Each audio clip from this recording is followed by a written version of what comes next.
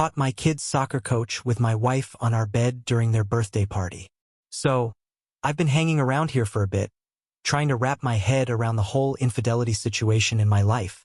To give you the quick version, my wife and I have been married for 8 years, and we've been together for a few years longer. We have 2 little kids, and honestly, this year has been a tough one. Sure, we've had our fair share of arguments, but nothing I ever thought would lead her to cheat. Lately, though, I noticed she was acting distant and wasn't really communicating with me. So, one evening, I decided it was time to confront her. When I did, she told me she wasn't happy anymore and felt like the spark had faded. At first, I was a bit panicked and thought maybe I hadn't been attentive enough as a husband, something I know I need to work on. But the next day, everything changed when I stumbled across a strange message on her phone. It was full of affection, all lovey-dovey stuff. I couldn't help but snoop a little more, and that's when I discovered she'd been messaging another man for quite a while. There were I love yous and even plans for a future together. I was completely shattered. Taking the advice I'd seen in various threads, I didn't confront her right away. Instead, I did some digging, read as much as I could, and even reached out to a couple of lawyers for guidance. Now, one of them is on retainer. After getting my head straight, I calmly confronted my wife a couple of days ago and asked her if she was cheating. After a few minutes of back and forth, she confessed that it had been going on for 6 months. She claimed it was the deepest emotional connection she'd ever experienced, which I found utterly ridiculous. To try to salvage things, I laid down some boundaries, cutting off contact with him, attending marriage counseling, and so on. But here's the kicker. When I insisted she cut ties with him in front of me, she got really defensive. She even suggested she wanted to see him one last time for closure. I stood my ground and told her that if he was so important, she could pack a bag and go live with him. That got her to back off, but not before she called me controlling and other not-so-nice names. This morning, she sent me a text, but something about it made my instincts tingle. I just can't shake the feeling that she might try to reach out to him through other means. At this point, I'm losing hope and honestly don't want to put any more effort into this. I want to be able to tell my kids in 20 years that I at least tried, but we have marriage counseling scheduled for tomorrow. Still, I'm seriously considering filing for divorce before I waste any more time or energy on this. I'm trying to be cautious about moving too quickly because of the kids, but does this seem like the right approach? Wow, this thread blew up quickly. I really appreciate all the supportive comments. They've been a great help. I've got the paperwork ready with my lawyer. I just need to finalize everything and pick a date to serve her. Everyone is right. This won't end well if I take the doormat route. User, I really need to think about my future kids and move on. Commenter, it's honestly refreshing to see someone not being a doormat in this situation. Seriously, good on you for playing it smart. It's gonna suck, but keep that fire in your belly. Don't let it cool down. Staying focused is crucial. You'll thank yourself later, and your kids will, too, once they understand what's going on. I'd even suggest keeping evidence of her actions tucked away, just in case she tries to spin a different story for the kids later. It might sound extreme, but sometimes you have to go scorched earth. User, honestly, I think it would be a disservice to my kids if I stayed with someone like that. Kids aren't oblivious. They pick up on things. If they see me letting myself be mistreated, they might think it's okay for them to accept toxic partners later in life. And if my wife insists on seeing her affair partner one last time, it's pretty clear it won't be the last time. Update. The last few weeks have been tough, but they've also given me a lot of time to reflect. After my initial confrontation, my wife and I attended some counseling. I have to say, this particular counselor has been great at listening to both of us without assigning blame. She's really helped us navigate this new reality and has uncovered some deeper issues in our relationship. While that doesn't excuse my wife's behavior, at least I'm learning what to avoid in future relationships. As I mentioned before, my wife's initial reaction to my boundaries regarding cutting off contact with her affair partner didn't go over well. I caught some small messages between them before she finally went dark on all her chats. That's when I decided to file for divorce, and she was served a few days ago.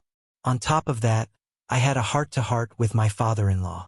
We're really close, and I felt it was important to prioritize the kids' well-being over my relationship. My wife wanted to brush everything under the rug, but that wasn't going to work. She was understandably upset when the reality of the situation hit her, but her therapist has helped her process why this was necessary.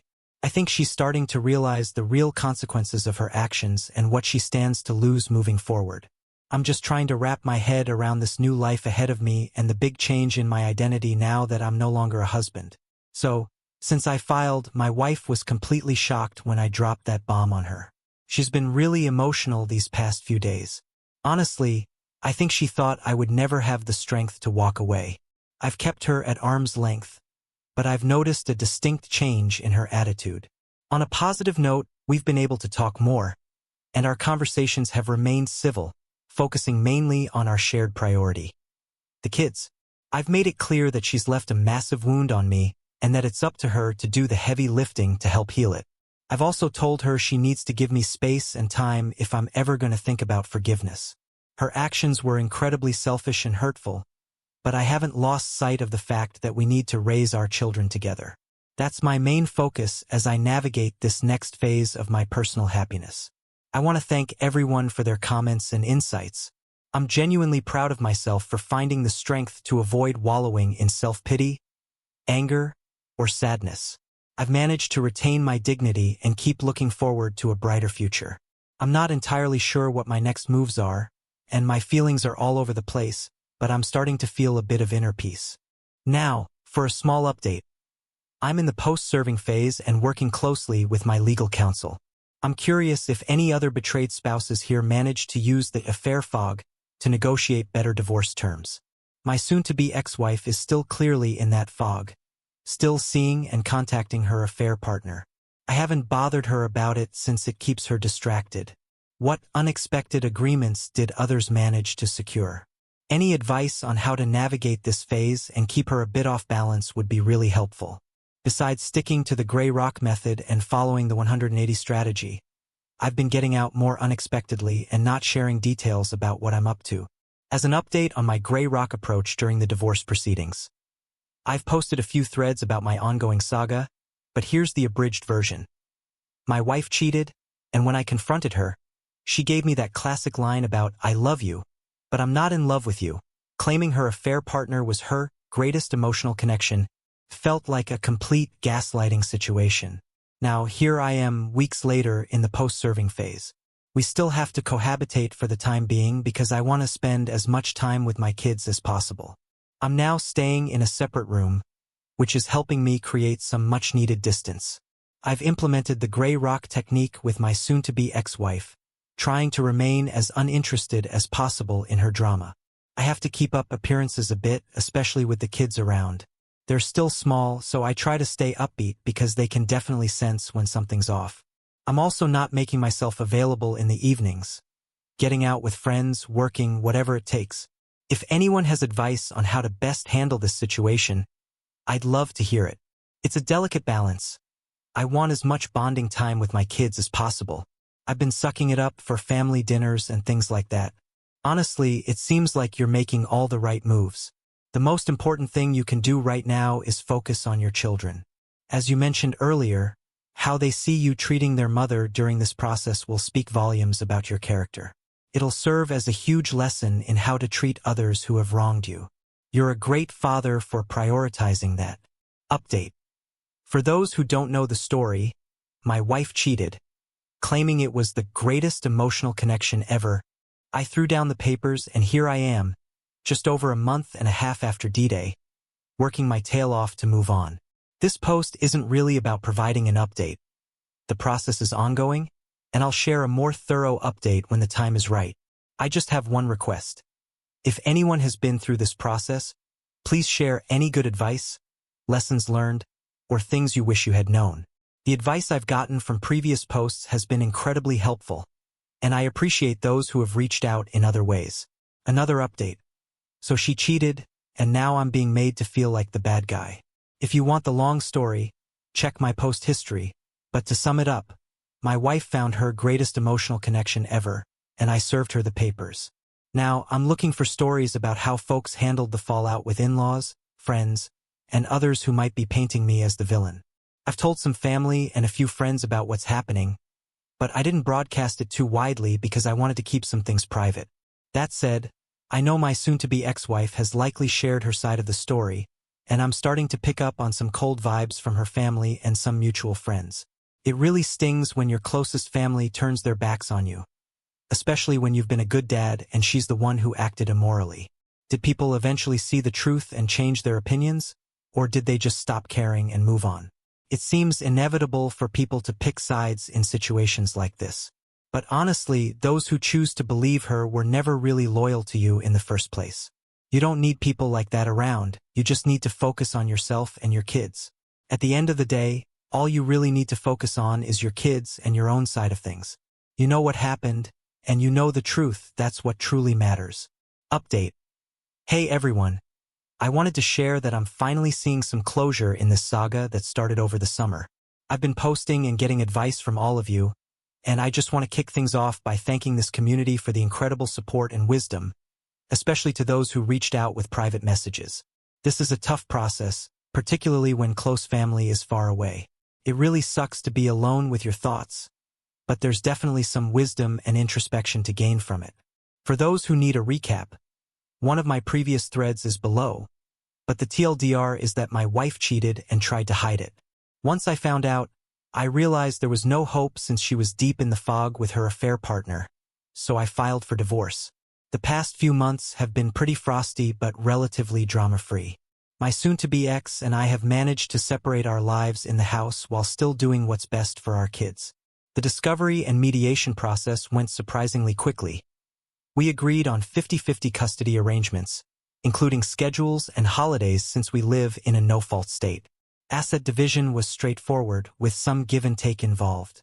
I won't get into too many details right now. Maybe I'll do another post later. But I'll be finding a new place soon for a fresh start. The final conclusion is on the horizon, and for the most part, the divorce is complete. Here's some advice I've picked up from this whole mess. 1. Skip the pick-me dance. I tried that for a week, but it was a waste of time. My soon-to-be ex is still in the fog, but that's her decision to live with. 2. Get a good lawyer. Find an experienced family law attorney who's reasonable. I can't emphasize enough how important this has been for me. Understanding what I wanted versus the reality of the situation helped me get to this point. I did a lot of the prep work up front, which saved me hours of back-and-forth discussions and helped us settle things relatively quickly. 3. Lean on friends and family. Don't hesitate to reach out for support as much as you can. 4. Exercise is crucial. Working out has been key for my mental health. I started hitting the weights about a month after D-Day, and I'm beginning to see the benefits. That boost in confidence has really helped me push through to the finish line. 5. Consider individual counseling. Talking to someone has been a tremendous help for me. 6. Remember that the cheater's decisions are their own. I heard it all from my soon-to-be ex. Things like, I was just a roommate, I love you, but I'm not in love with you, and our marriage went wrong because I worked too much. But the truth is, now that I've figured out the timeline, it's clear our marriage started to unravel when she let someone into her life who was feeding her ego and giving her the attention she craved. She had to build walls around herself and make me the bad guy to justify her actions in her mind. Sure, she might have been stressed from the daily grind with the kids and the pressures of a long-term marriage, but not communicating with me and confiding in a two-time divorcee who clearly lacks a moral compass is all on her. It was a recipe for disaster. As for the exciting final chapter of Captain Sacknuts Freeman, the saga of my 5-year plan with my affair partner is still unwritten. Poor choices come with consequences, and that's all I'll say about that. I genuinely appreciate everyone's support. There's still a lot of work ahead of me, but also many adventures in this new chapter of my life. I hope I can return the favor to anyone who needs it, so please reach out if you're looking for a helping hand. Update. Has your ex tried to stay in your life after the divorce? I've got a question for you all. My post history details the whole saga of the greatest emotional connection love story ever. I'm not far from moving into my own place, and because I have kids with my soon-to-be ex, I've stayed in our marital home during this process for legal reasons. Thankfully, I can finally see the light at the end of the tunnel. Of course, I'll have to co-parent with my cheating ex, and I plan to keep things friendly for the kids. But I've been firm in telling her that she's the one who killed our marriage and, by extension, any chance of friendship. I just don't have space in my life for a lying cheater. Despite that, she's been insistent about wanting to be there for me, offering to help decorate my new house and maintain holiday traditions for the kids. I've made it clear that she wanted to replace me, so I'm just giving her what she asked for. I've even gone as far as to say she won't be a welcome guest in my new home. Has anyone else experienced an ex wanting to hang around after everything? I can't help but think it's some sort of optics thing, like if we're friends, the split can't be that bad. Response: she's doing it for herself. Keeping you in her life would partially absolve her guilt. It's like she wants to show that the betrayal and hurt aren't as significant if she's still in your inner circle. Don't let that happen. User: yep, I totally get that. She's always worried about how things look, constantly posting on social media. I've been letting my own social media accounts dry up for my mental health, but she's definitely not in my inner circle, and I'm not sharing my thoughts or plans with her anymore. Another response: she might also be using this as a control tactic. She's trying to take advantage of the situation. The fact that she's already got a new guy lined up and is asking to help decorate my new house is just a play for control. It's like she wants to put her stamp on my new family home, all while she wouldn't dream of letting me help her with her own greatest of all time decor. Keeping holiday traditions is just another way for her to create memories with me in her home before I find someone new. You can bet she'd try to make any future partner feel like an outsider. Commenter: it's the only way she can save face. If you stay friends, she can say, "See, we were meant to just be friends. Don't give in." Gray rock her completely. I'd even think about not telling her where you live for the first couple of months. Do handovers in a neutral location to enforce that boundary. Be consistent with your message. You're not friends, you're co-parenting. Make it clear that you don't want her in your personal life anymore. Consider using a co-parenting app to keep things strictly about the kids. She's living in a dual world. She fell out of love with you a long time ago, but still wants to care for you as the father of her kids. Imagining a scenario where you all happily co-parent and share holidays. It shows such zero empathy for your feelings. What a sick game she's playing, trying to weasel back into your life under the guise of communication for the kids. She doesn't want to be your friend. She wants to control you.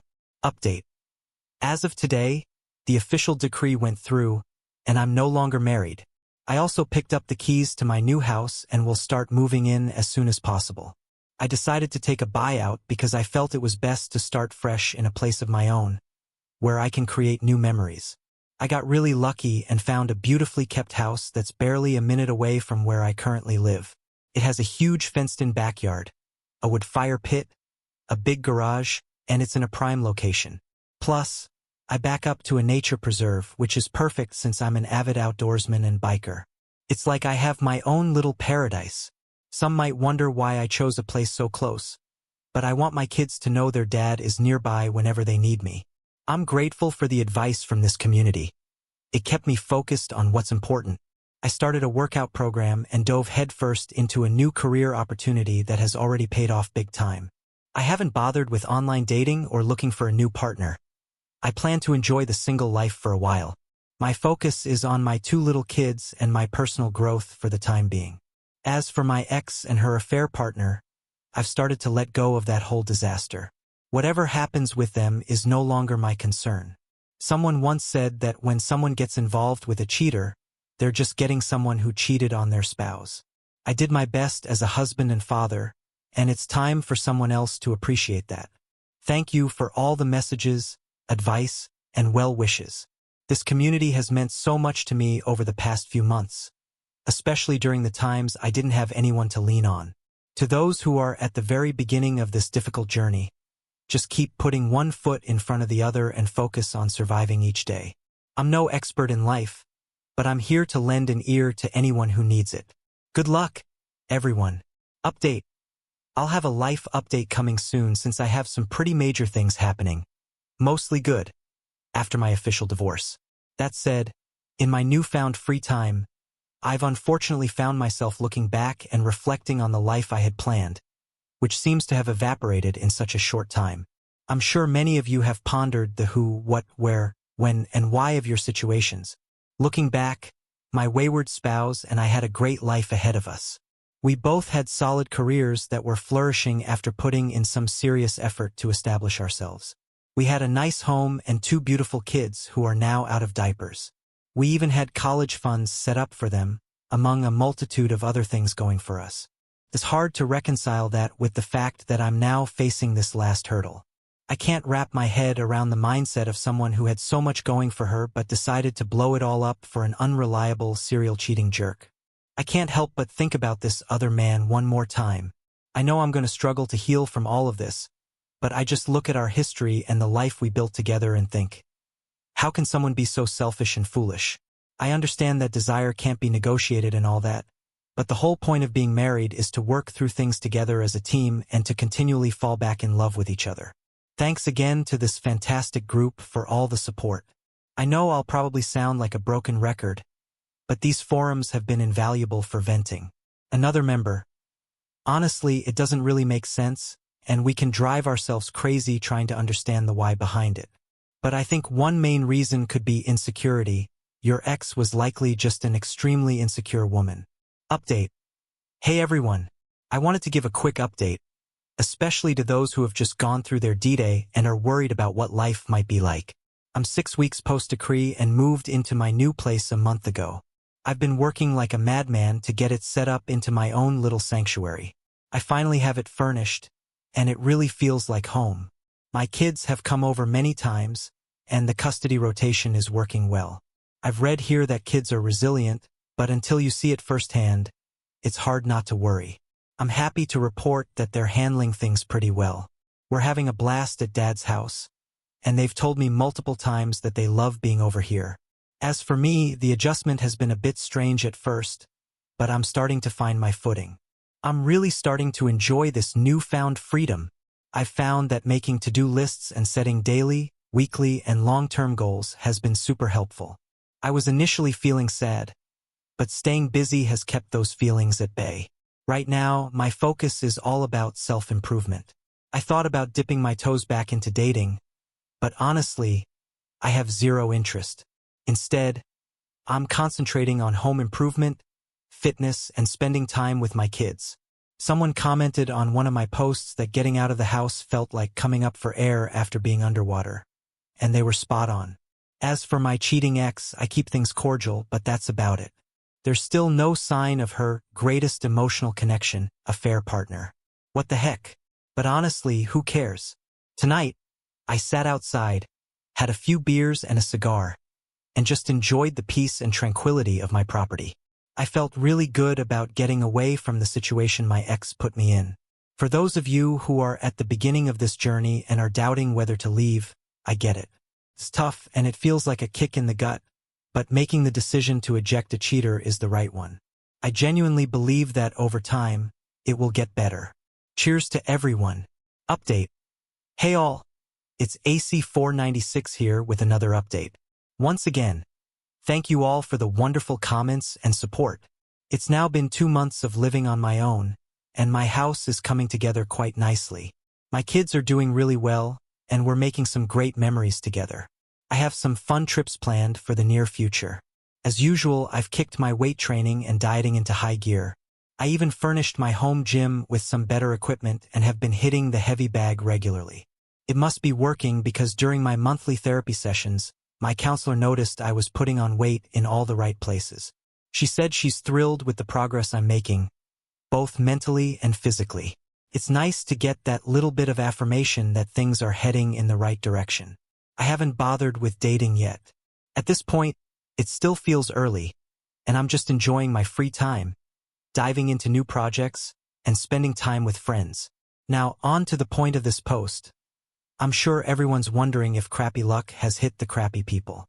Unfortunately, I don't have a wonderful story to share about the destruction of the other man or my ex-wife just yet.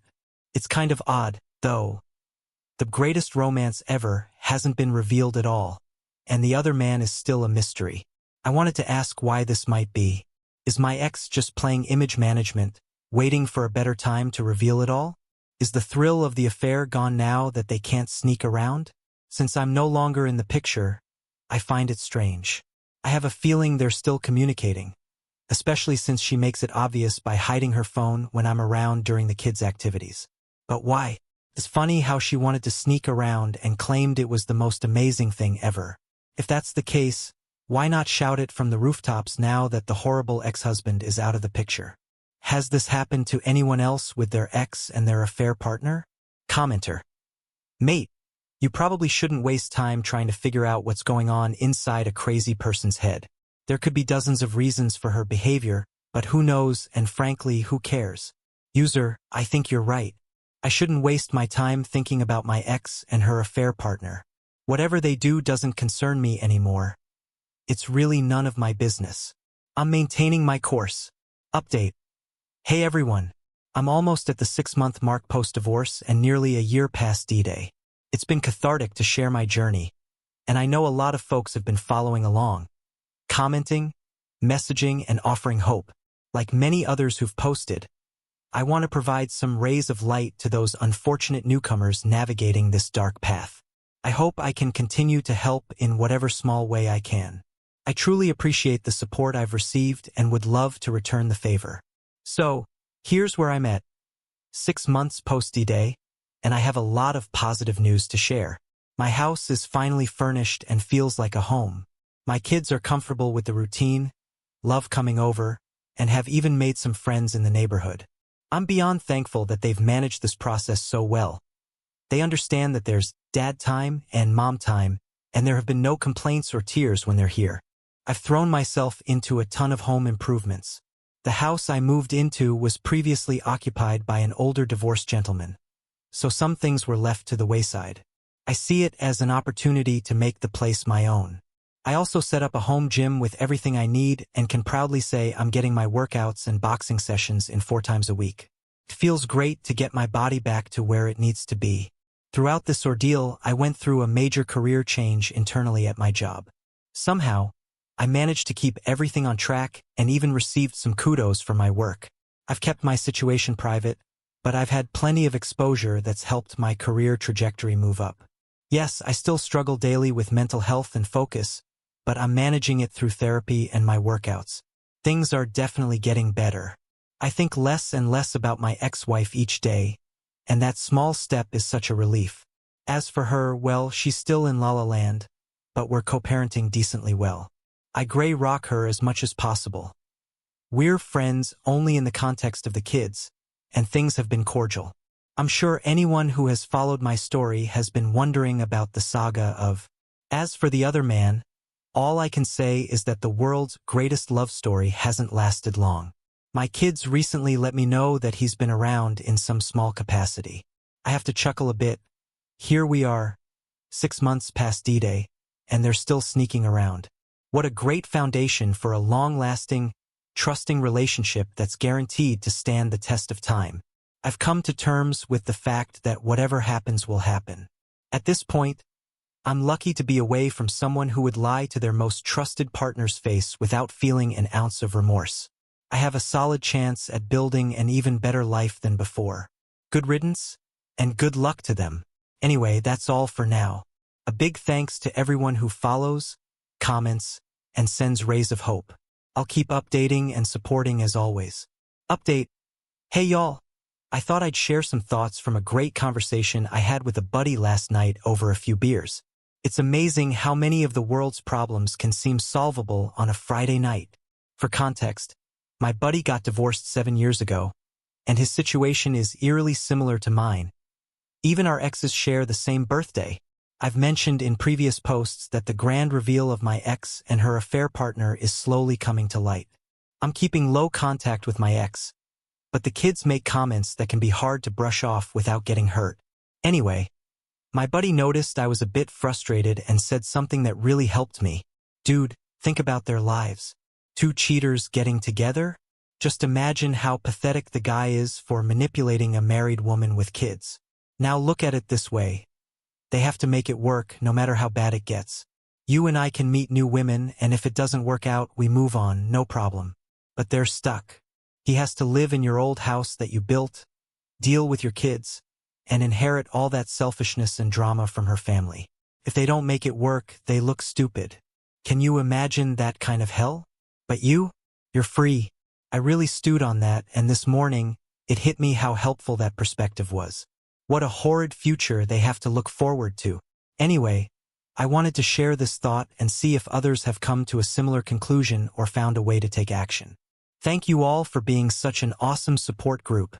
Update. The affair partner is invited to my kid's birthday party. Hi everyone. I just wanted to share a big thanks to this lovely group. As always, I've been making good progress, and I have some big updates coming soon. I like to post positive things from my journey to help others in theirs.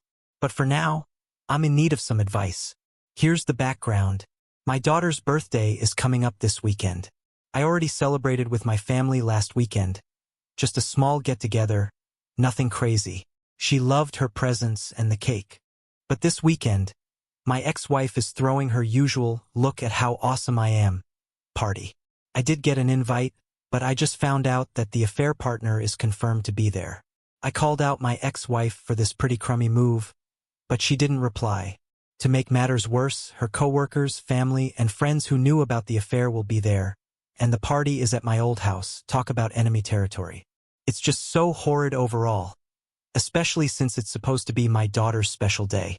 I can't shake the feeling that this is a setup. After talking with some supportive members here, it feels like walking into a pit of vipers. The only thing I can think of is to go in dressed well, with a fresh haircut, and show off my new physique. I've been putting in the work and staying in shape, but still, this whole situation feels super manipulative. My ex knows exactly what she's doing and seems to want to provoke me into doing something petty. Any advice would be appreciated. Edit. Wow. The response has been amazing. You all are fantastic. I'll try to respond to each of you when my day calms down.